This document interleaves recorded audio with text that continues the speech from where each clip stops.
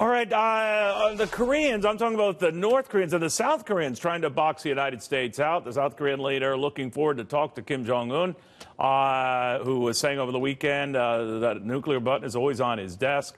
But if these guys talk, then we're kind of in the odd position to wait them out. Let's talk to Nuclear Showdown best-selling author Gordon Chang on what happens now. Gordon, what do you think? Well, Kim Jong-un is trying to do two things. First of all, with that comment about the nuclear buttons always on his desk, that's saying to the United States, don't attack me. And I think that Kim Jong-un has actually become a little bit unnerved by some of the comments in Washington about a first strike on the North. Now, with regard to his comments to South Korea, these are really important because he's trying to divide, put a wedge between Seoul and Washington. That's a long-term goal of the Kim regime.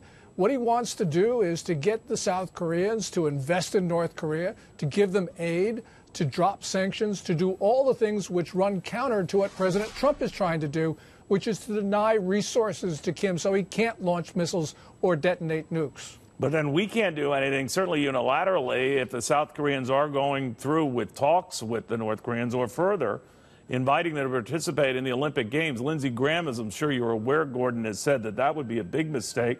That the U.S. should not participate in the games themselves if athletes from North Korea did. What do you think? No, I don't think that we are at the point where we have to boycott the Olympics. This is not the invasion of Afghanistan where President Carter didn't send our team to Moscow. But, you know, there's all sorts of things that we can do to prevent the South Koreans from doing things which undercut our positions.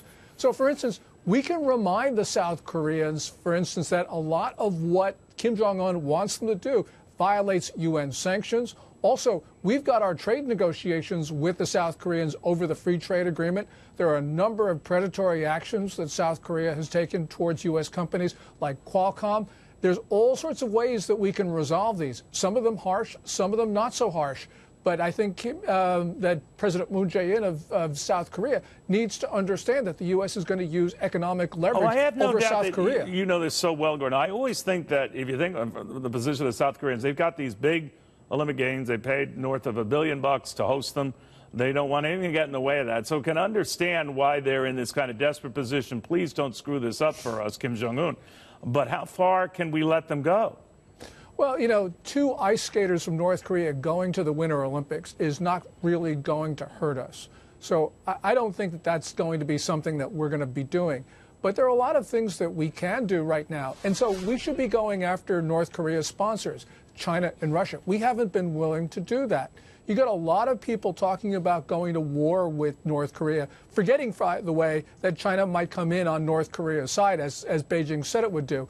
But there's a lot of things that we can do to get the Chinese to back away from North Korea. And we have done very little in that regard. So, of course, you know, there's a lot of things that we can do short of the use of force to disarm North Korea. And they're already hurting from sanctions, as President Trump mentioned in his tweet. Well, they're finding ways around them, right? I mean, you had heard these ships that are stopped in South Korea from parts unknown. Maybe you know those parts. But that people are finding ways to get stuff to North Korea. How do we deal with that? Well, there are a couple of ways. One of them is that because North Korea has abrogated the armistice, you know, we should be saying to the North Koreans, to the Chinese, we're just going to park our ships outside of North Korean ports, prevent them from selling weapons around the world. You know, this is going to be very difficult. It's not something that we want to do, but we cannot allow the North Koreans to sell their most advanced missiles to the Iranians, which we've been permitting, and we've been permitting over the course of decades. So this is an issue of America's not willing to defend our interests, not willing to protect our allies. Yeah, it's going to be difficult blockading North Korean ports, but this is something we absolutely have to do unless we want to go to war, which I think is going to be so much worse than a blockade of North Korea. You know what I worry about, Gordon, I mean, and maybe find books like your own on the region, kind of put it in context, that I don't worry necessarily about war with North Korea, but a very real Cold War, economic war with the Chinese that might have far more significant long-term repercussions. What do you think? Yeah, but we're already in one of those, Neil, well, because, you know, you have China over the rule of Xi Jinping engaging in especially predatory trade practices, not only discriminatory law enforcement on antitrust and other things, but also you have now formal regulations and rules which are basically have the purpose and have the effect going after foreign competitors and not local ones. And there's just been a whole raft of subsidy programs that, for instance, the Made in China 2025 program, those are all hurting U.S. companies and certainly benefiting local ones.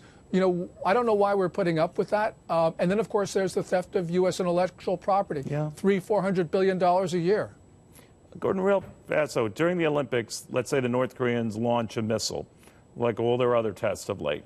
Right in the middle of the Olympics, our athletes are there, the world's athletes are there in South Korea. What do we do? Depends what that missile is. If we think that there's a thermonuclear warhead on it, this is one of those times when we might want to test our missile defense, especially our Aegis destroyers off of the North Korean coast. If it's a regular run-of-the-mill missile test, we think, then we very well may let it go and use that to put more pressure on the North Koreans. At some point, we have got to stop these North Korean missile tests. And we're allowing the Chinese to sell technology, as it was indicated in that Washington Free Beacon report today. Right. So, we've got to stop it.